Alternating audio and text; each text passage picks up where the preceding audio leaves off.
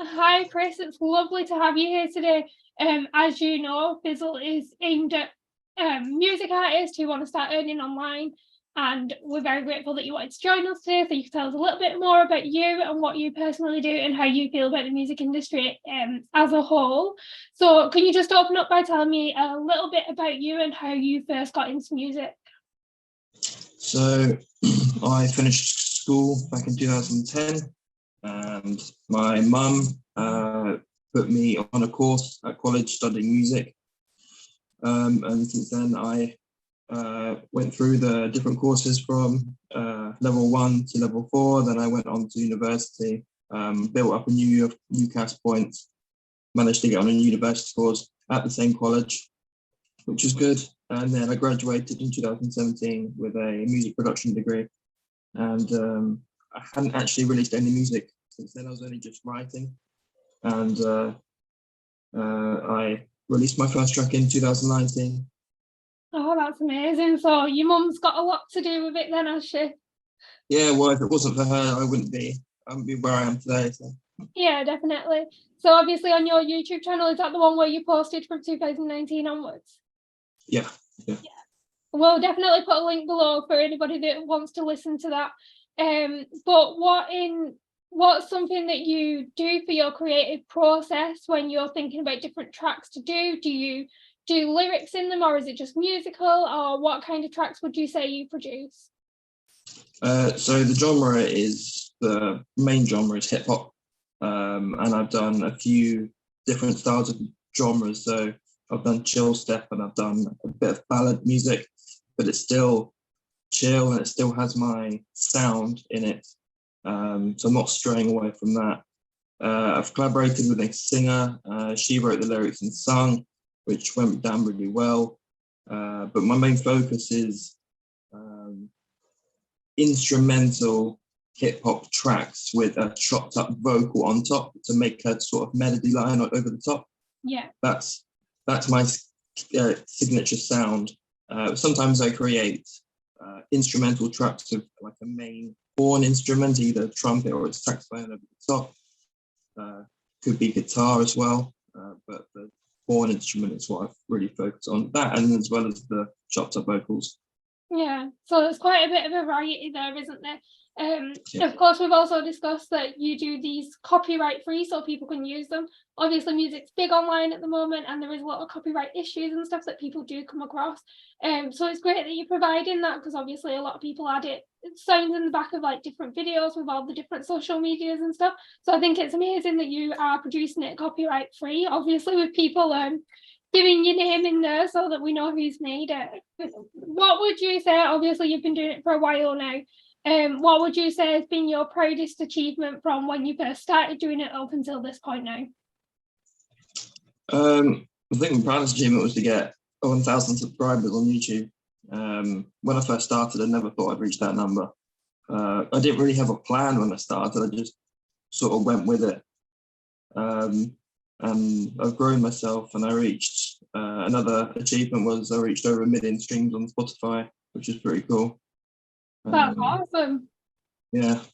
Like 1 million's like just, it's one of them goals that I think a lot of musicians do try to hit, because it's one of them where you kind of feel more noticed and recognised for your work. Yeah, it's all my tracks added together have reached over 1 million, so it's not just one track. Yeah, no, that's still amazing though. Like, it means that many people have been listening to your stuff and using it, so it is absolutely fantastic achievement. I absolutely love that one. Yeah. So obviously within the music industry there is a lot of independent artists, and then there is a lot of major labels that people are signed to. What are you an independent artist, or are you working alongside somebody else? What's your situation on it? So I release all my stuff independently, and there's a few reasons why I do that. So independently, it means that I get to keep 100% of my revenue. I also get to keep 100% of the tracks that I write. No one owns them apart from me. Some of the pros about releasing independently is that you can set your own terms, you know, how you want to release.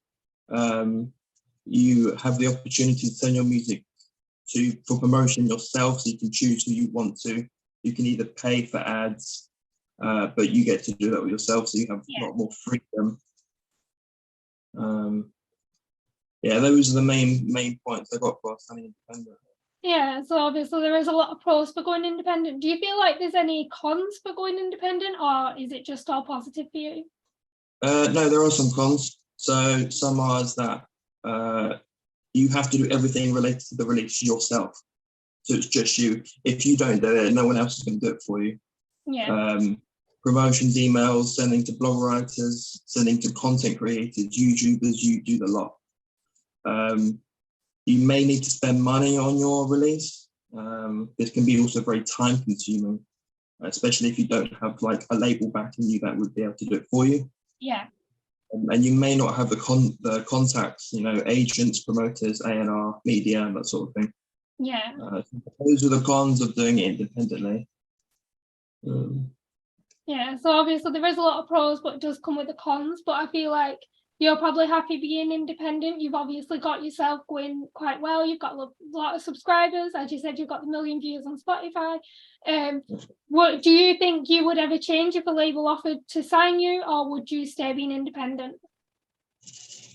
It depends. I've thought about it. So it's a hit and miss with a label. You'd have to do the research yourself thoroughly and pick the genre. But different record labels do different genres, so you'd have to really research about what music they take. I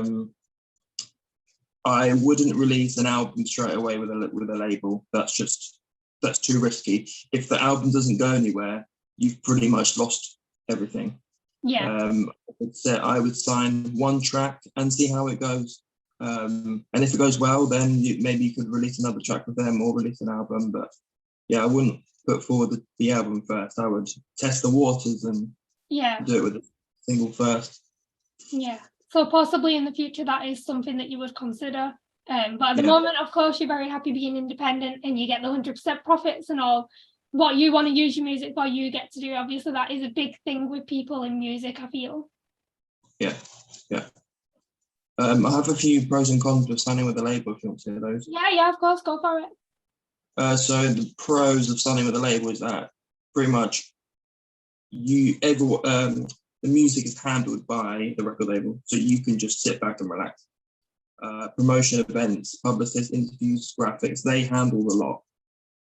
This does come at cost though. They take an average of 70% of your revenue for big labels, which is huge. Your track would have to blow up for you to earn decent money off that. You may get the opportunity to enter competitions within the label. So, for example, remixes, you can be on compilation albums, as well as future collaborations with artists that are already signed underneath that same record label.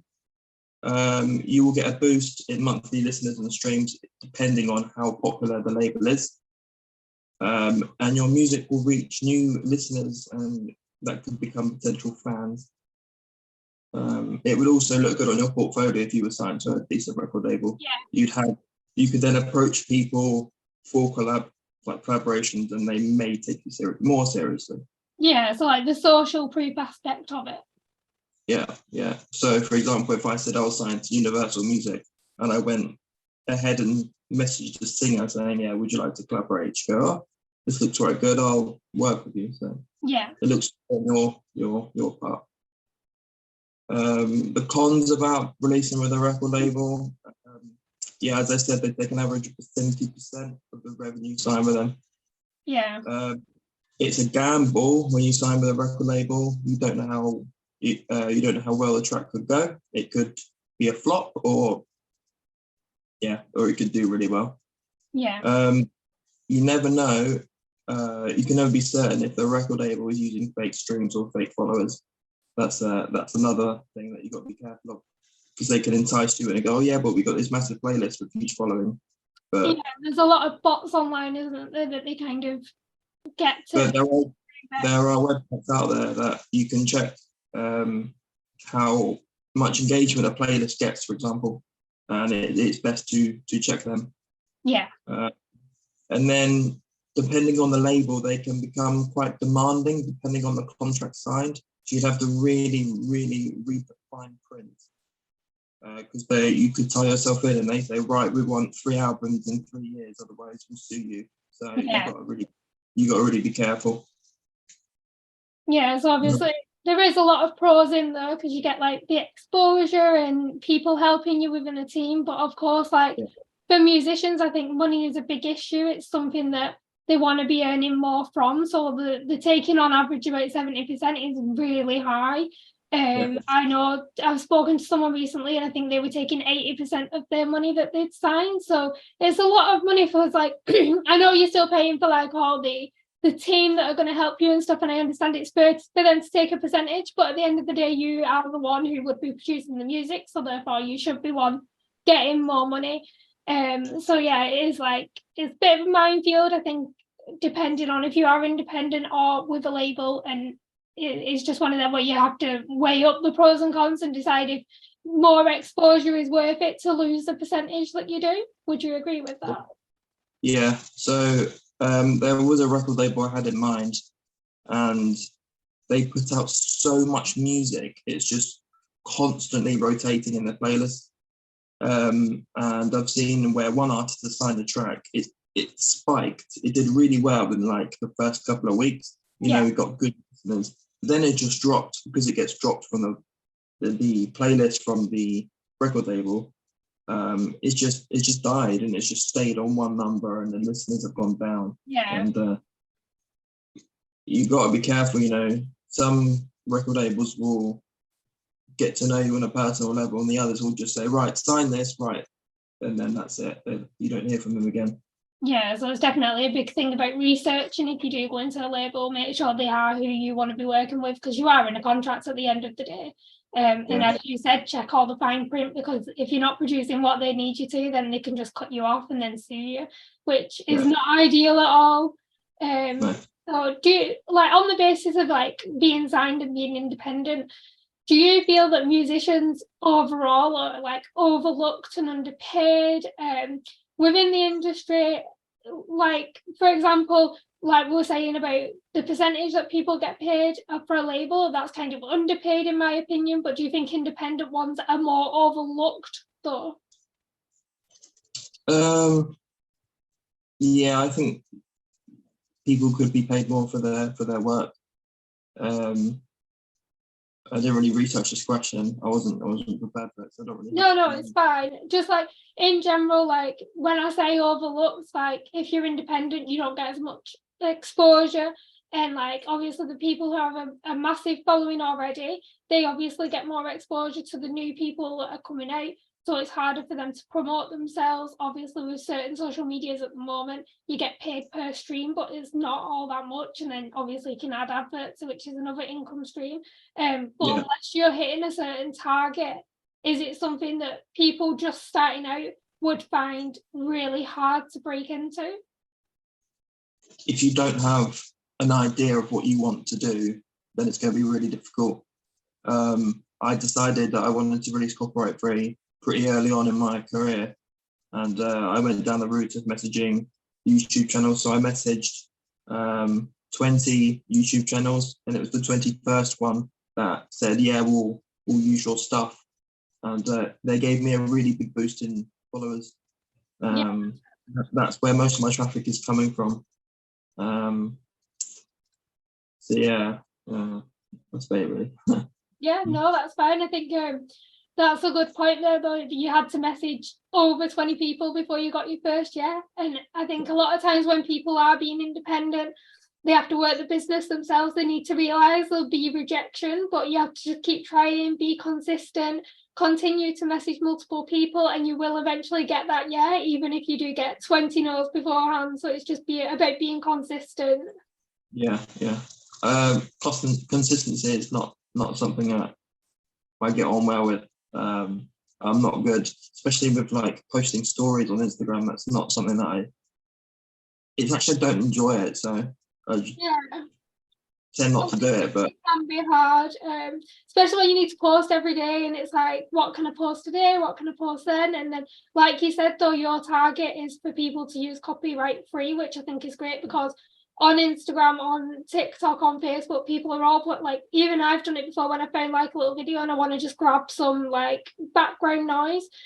So no doubt I'll end up using some of your music at some point as well on our page when we're posting. Yeah. So yeah. So obviously now we know a bit more about you. I'll be putting the link below the video for anybody to go on and have a look to be able to use it.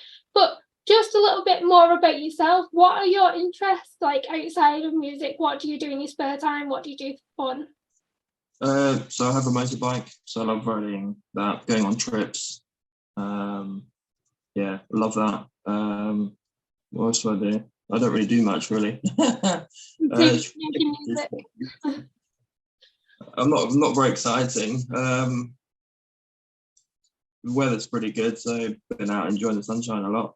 I don't really have that many interests, really. I sound really boring, but I'm the same, so don't worry about it. I'm concentrating on work most of the time, and there's just that much going on that you tend to not be able to find like a lot of time to do stuff to yourself. I'm a big Netflix binger. It's pretty much just YouTube music and motorbikes, and that's it. I've just recently released my first album, which I've been working all year on, which I'm pretty proud of. That released on the 27th of October. Yeah. Can you send us a link over to that? Then I'm sure we can have that in here as well. Yeah. Try and get you as much exposure as we can, because you've come along and done this podcast with us, which we absolutely appreciate. But yeah, thanks so much, Chris, for joining us and taking the time out to come and speak to us, and hopefully it gives a good insight to other artists of what they should do, what they need to consider before they go into music, what they should consider independent wise. Of course, we met through my business, which is Fizzle. I'm not sure, have you looked into Fizzle? Do you know what it's about? No. So we've created a site which we want to provide to music artists. Obviously, we've spoken about percentages, we've spoken about releasing music and stuff. So Fizzle is a subscription-based platform. So like, say on YouTube, you've got like, did you say 5,500 followers on there? Yeah. So it's basically similar where they have to subscribe to see your content, but you can lock your content behind a paid wall. So say you've got like £5 a month for people to get like exclusive tracks from you. And then you will earn per subscriber. So it's very different to YouTube, which you need a set amount of before you earn. Through Fizzle, as soon as you've got your first subscriber, you're earning from them. They can also send tips on top of that, and you can offer personalized tracks that you can charge more for. You don't necessarily need to have a paid profile. You can have it free. You can still earn from that. You can earn from extra tips and messages and stuff like that. So there's lots of options on there that we feel are needed within the music industry. We pay out 85%. So we only take 15% to host the website and keep everything going, which is a massive difference to, of course, only getting 20%, 30% of what you've earned. So we're just providing the platform, and we are working with a lot of different artists so that we can build the site around musicians, things they want, like MP3 files being able on the live functions. There's a lot that we're going to add to it, which is going to be great for anyone joining on there. You can still be on any other platform. You can still have all your copyright on YouTube on there as well. So yeah, it's just a site where we want to bring musicians together. You can go on there, you can collaborate with each other, but you're earning money from it as well. Like, so if you're not so established yet, then that's going to provide that for you. So yeah, that's a bit about it. I'm not sure if you're on there yet or not, but feel free to join if you do want to. But yeah, overall, I just want to say a big thank you for coming on and joining me today, and speaking more about the music industry. You've given us a great insight into that. Thank you. Thank you for having me. Thank you, Chris.